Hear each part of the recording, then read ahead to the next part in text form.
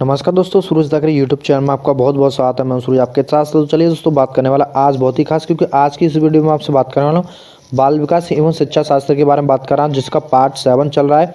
Part 7 की ये 3rd video है जो कि आपको करा रहा हूँ इस वीडियो में कंप्लीट।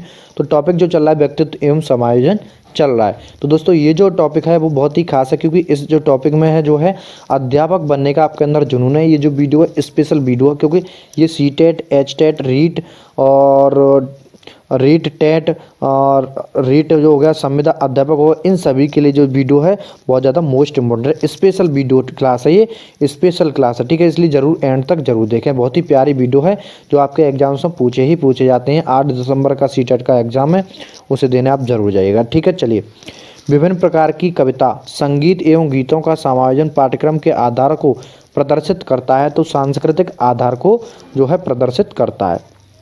पाठ्यक्रम के सांस्कृतिक आधार का आशय है वो पाठ्यक्रम में सांस्कृतिक तथ्यों का समावेश, स्थानीय गीत, संगीत एवं कविताओं का समावेश होता है। पाठ्यक्रम में वैज्ञानिक आधार का आशय है वो क्या है? पाठ्यक्रम में वैज्ञानिक गतिविधियों का, ठीक है, गतिविधियों का समावेश, वैज्ञानिक दृष्टिकोण का विकास करने वाले गतिविधियां, ठीक है। सामूहिक आधार पर संपन्न होने वाली क्रियाओं का पाठ्यक्रम में समावेश प्रदर्शित करता है वो सामाजिक आधार को प्रदर्शित करता है, ठीक है। सामाजिक आधार को प्रदर्शित करता है, ठीक है।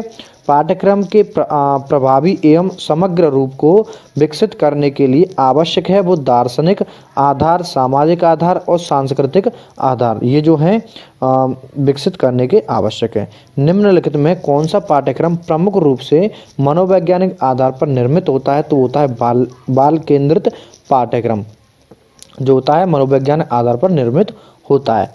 पाठ्यक्रम निर्माण के समक्ष ध्यान दिया जाता है वो सामाजिक आकांक्षाओं का, बालकों की रुचि एवं स्तर का, इन सब का जो है समक्ष ध्यान रखा जाता है।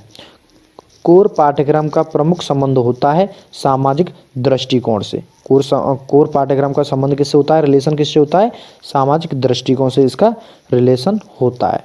चलिए, नेक्स्ट क्वेश्चन है, 6 से 14 वर्ष के बालकों के लिए निःशुल्क एवं अनिवार्य शिक्षा का कानून लागू हुआ है वो 1 अप्रैल 2010 से लागू हुआ है। 6 से 14 वर्ष की बालकों के लिए निःशुल्क, बिना किसी पैसे के अनिवार्य शिक्षा कानून लागू हुआ है। अनिवार्य है, पढ़ना अनिवार्य है, 1 अप्रैल 2010 से लागू हुआ है। विद्यालयों में गरीब बच्चों के लिए शिक्षा के अधिकार कानून के अंतर्गत कितने प्रतिशत सीटें आरक्षित होंगी? तो होंगी 25% जो है सीटें आरक्षित होंगी। शिक्षा के अधिकार कानून में 25% गरीब बच्चों के लिए आरक्षण किस प्रकार के विद्यालयों में होगा? तो होता व्यक्तिगत विद्यालयों में, सरकारी विद्यालयों में, इन दोनों में जो है 25% जो है बच्चों के लिए आरक्षण होगा, ठीक है। शिक्षा के अधिकार अधिनियम जोड़ा जाता है वो मौलिक अधिकारों में जोड़ा जाता है। शिक्षा का अधिकार और अधिनियम जोड़ा गया है वो मौलिक अधिकारों से जोड़ा गया है। शिक्षा के अधिकार अधिनियम के लिए जोड़ा गया अनुच्छेद है वो 21A में जो है जोड़ा गया है, ठीक है। 21A में जोड़ा गया है। अनुच्छेद की बात करें यहाँ पे तो 21A में जोड़ा गया है। शिक्षण अधिकार अधिनियम के अनुसार बालकों को स्कूल उपलब्ध कराने की दूरी जो होगी वो 1 किलोमीटर के दायरे में जो होगी, 1 किलोमीटर के दायरे में बच्चों को जो है शिक्षा प्रदान करने की उपलब्धि होगी, दिया जाएगा सकेगा, ठीक है। शिक्षक अधिकार अधिनियम के अनुसार सत्र प्रारंभ होने के किस माह बाद तक विद्यालय में प्रवेश दिया जाएगा? तो 6 माह तक दिया जाएगा। शिक्षा अधिकार अधिनियम 2019 के अनुसार 6 वर्ष छोटे बालकों के लिए व्यवस्था होगी तो वो होगी प्री स्कूलिंग की व्यवस्था होगी, ठीक है। 2009 के अनुसार 6 वर्ष के छोटे बालकों के लिए व्यवस्था होगी वो प्री स्कूलिंग में होगी, ठीक है। चले, शिक्षा अधिकार ये तो कह ही दिया। और शिक्षा अधिकार अधिनियम 2009 निजी स्कूलों को प्रतिबंधित किया गया है वो कैपिटेशन फीस के लिए या स्क्रीनिंग टेस्ट के लिए, ठीक है। इनके लिए उन्हें जो है प्रतिबंधित किया गया है, ठीक है दोस्तों। बहुत ही प्यारी वीडियो, इसलिए एंड तक जरूर देखते रहें वीडियो को, ठीक है। चलिए, नेक्स्ट क्वेश्चन आपका बनता है कि शिक्षा अधिकार अधिनियम 2019 के अनुसार विशेष शिक्षक की नियुक्ति विद्यालयों में होगी तो होगी विकलांग बालकों के लिए और मंदबुद्धि बालकों के लिए, दोनों के लिए नियुक्ति विद्यालयों में होगी। विद्यालयों में कार्य करने वाले शिक्षकों की प्रशिक्षण स्थिति कैसी होगी? वो केवल प्रशिक्षित शिक्षकों की होगी, जरूरत होगी। ठीक है। 100% नामांकन के लक्ष्य को प्राप्त करने की समय सीमा होगी 3 वर्ष होगी। नामांकन करने की सीमा कितनी होगी? 3 वर्ष। शिक्षा अधिकार अधिनियम 2019 में प्रावधानों की संख्या थी वो 9 प्रावधान थे। बाल अधिकारों का प्रमुख उद्देश्य है बालकों का सर्वांगीण विकास, बालकों को संभावित खतरों से बचाना, बालकों को सभी शैक्षिक एवं अशैक्षिक आवश्यकताओं की पूर्ति कराना, इनका बहुत ज़्यादा उद्देश्य है। बाल अधिकारों को उपलब्ध कराने वाले उत्तरदायित्व होगा वो सरकार का होगा। बालकों के साथ किसी जाति, धर्म एवं लिंग के आधार पर भेदभाव न करने का प्रावधान किस अनुच्छेद के अनुसार है? तो अनुच्छेद 2 के अनुसार जो है बच्चों के बीच में जो है ना किसी धर्म जाति का होना चाहिए, ना लिंग का होना चाहिए, किसी का भी भेदभाव नहीं होना चाहिए। अनुच्छेद 2 में बात जरूरी है। बालकों को यह जानने का अधिकार किस अनुच्छेद के अंतर्गत है कि उनकी देखभाल अभिभावकों के द्वारा की जा रही है या नहीं? तो वो 7 कितने हैं बालकों को जानने का अधिकार किस अनुच्छेद के? अनुच्छेद 7 के अनुसार है। ठीक है। शरणार्थी को देश में जन्मे बालक के समान अधिकार किस अनुच्छेद में प्रदान किया गया है? तो 22 अनुच्छेद जो है 22 नंबर का अनुच्छेद उसमें किया गया है बालकों को समान अधिकार के लिए अनुच्छेद। बाल अधिकार के अनुच्छेद 24 के अंतर्गत बालकों को अधिकार है स्वच्छता का अधिकार है। विकलांग बालकों को विशेष सहयोग एवं देखभाल का अधिकार बाल अधिकार के अनुच्छेद के अनुसार है। तो 23 जो है बाल विकास अधिकार के अनुच्छेद के अंतर्गत आता है। ठीक है। चलिए नेक्स्ट, प्राथमिक शिक्षा को निःशुल्क रूप से प्राप्त करने का अधिकार बाल अधिकार के लिए किस अनुच्छेद से संबंधित है? तो अनुच्छेद 28 से संबंधित है। बाल अधिकार का अनुच्छेद 19 बालकों को अधिकार प्रदान करता है तो उपेक्षा से, हिंसा से, दुर्व्यवहार से और सुरक्षा का, इन चारों का जो है 19 में अनुच्छेद 19 में जो है अधिकार प्रदान है। बालकों को खतरनाक कार्यों से मुक्त रखने के लिए दूर रखने की व्यवस्था बाल अधिकार के किस अनुच्छेद में की गई है? तो 32 नंबर का जो अनुच्छेद है उसमें बालकों को खतरनाक कार्यों से मुक्त रखने की बात कही गई है या बात रखी गई है या अधिकार है उन्हें। बालकों के अपहरण एवं क्रय विक्रय को रोकने का दायित्व होगा वो सरकार का होगा। सहभागिता एवं सक्रिय अभिव्यक्ति का अधिकार बाल अधिकार के किन अनुच्छेदों में समाहित है? तो 13, 14, 15, 16 और 17, इन 5 अनुच्छेदों में इसके बारे में समानता स्वाभाविकता क्रिया संभावित है। ठीक है। चलिए नेक्स्ट क्वेश्चन है आपका, सुरक्षा का अधिकार बाल अधिकार के किन अनुच्छेदों में समाहित है? तो सुरक्षा का अधिकार बाल अधिकार के लिए किन अनुच्छेदों में? अनुच्छेद 19, अनुच्छेद 32, अनुच्छेद 35 और अनुच्छेद 36, 11 और 37 अनुच्छेद में कहा गया है या अनुच्छेदों में समाहित है। स्टर्ट एवं ओकड़न के अनुसार स्मृति का प्रक्रिया है शारीरिक एवं मानसिक प्रक्रिया है। प्रतिमा का छाप का निर्माण होता है वो ज्ञान केंद्र में होता है। अनुभव का स्मृति चिन्ह होता है या कहते हैं वो प्रतिमा को छाप को कहते हैं। ठीक है। प्रारंभिक अनुभव मानव मस्तिष्क के एकत्रित होते हैं तो चेतन मस्तिष्क में एकत्रित होते हैं।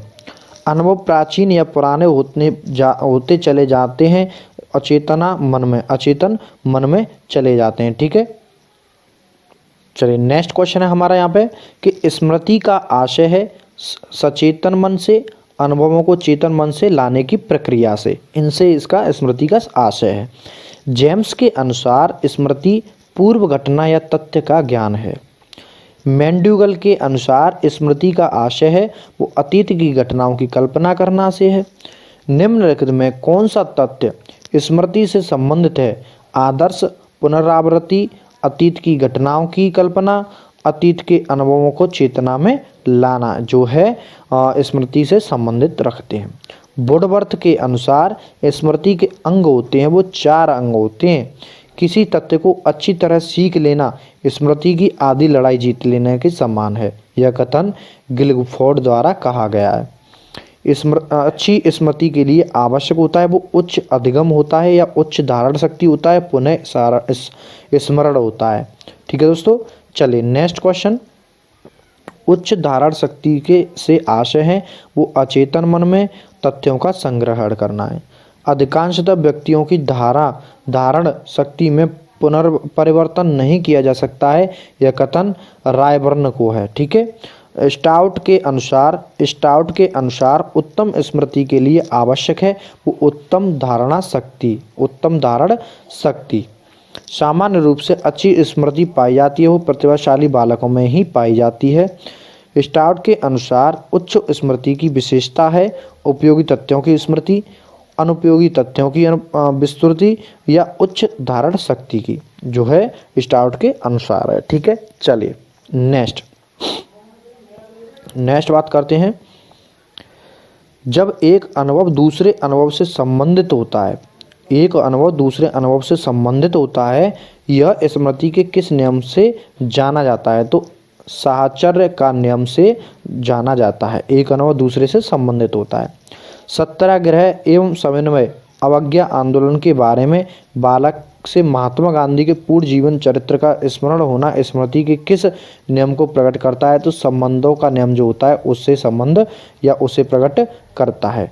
आदत का नियम संबंधित है अभ्यास से आदत का संबंध है। बालक जो पहाड़े प्राथमिक स्तर पर सीखता है, या टेबल कह सकते, पहाड़े नहीं कह सकते, टेबल कह सकते हैं, कह तो सकते हैं, हिंदी और इंग्लिश में थोड़ा देख लीजिए। ठीक है, वह उसकी जीवन पर स्मृति के किस नियम के आधार पर याद रहता है? आदत या अभ्यास के नियम पर आधारित रहता है।